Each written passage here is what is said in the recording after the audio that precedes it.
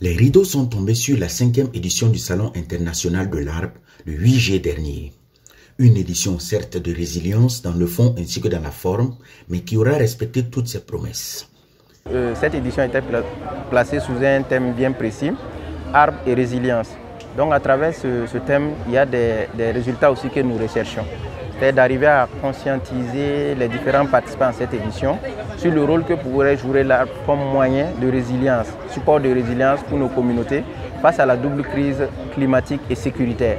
Et on a vu à travers les activités qui se sont déroulées que nous avons pu atteindre ces objectifs. Déjà, au niveau du panel, nous avons eu des communications qui nous ont permis d'entrer en profondeur sur, à la fois au niveau des politiques comme des actions sur le terrain, sur réellement les rôles que pouvait jouer l'arbre comme moyen de résilience. Et nous avons vu aussi comment dans un contexte aussi de changement climatique et de crise sécuritaire, certaines actions de réforestation arrivent toujours à se dérouler au niveau terrain malgré que les situations sont difficiles. Donc tout ça, ce sont des choses que nous avons pu apercevoir. Mais il y a aussi des recommandations qui ressortent de ces ateliers que nous allons porter auprès des autorités pour pouvoir justement mieux réfléchir, pour intégrer l'arbre dans nos moyens de résilience.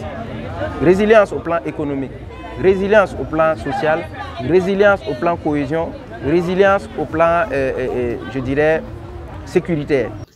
Remise d'attestation de reconnaissance, identification d'ambassadeurs pour porter le Salon international de l'arbre. Ce sont entre autres les moments forts qui ont marqué la cérémonie de clôture tenue le 8 juillet dernier. Une occasion pour les partenaires de féliciter le travail énorme qu'a le CIA pour la préservation de l'environnement. Pour moi, c'est au nom de la direction, je dirais que c'est d'abord un satisfait d'abord, vu notamment le contexte actuel. Il faut savoir que les ressources sont assez limitées et que tout le monde n'est pas assez disposé sur le plan financier.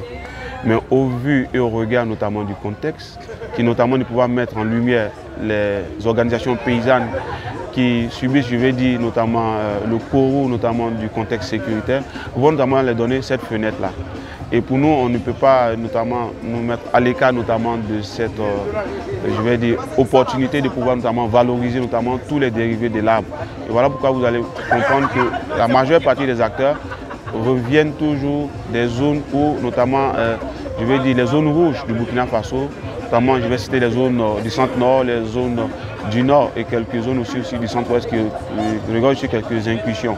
Et pour nous, à travers ce SIA, c'est une manière notamment de pouvoir dire qu'il y a encore de l'espoir et que les activités doivent toujours se poursuivre au regard. Voilà pourquoi la thématique est arbre et résilience. Résilience, oui, parce que nous devons trouver de nouvelles stratégies pour pouvoir nous adapter à la situation, mais nous devons vivre.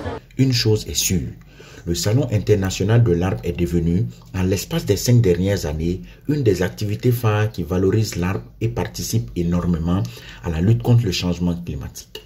Il serait donc plus judicieux que les autorités ainsi que la population s'impliquent davantage pour la pérennisation de ce salon, selon le coordonnateur du comité d'organisation.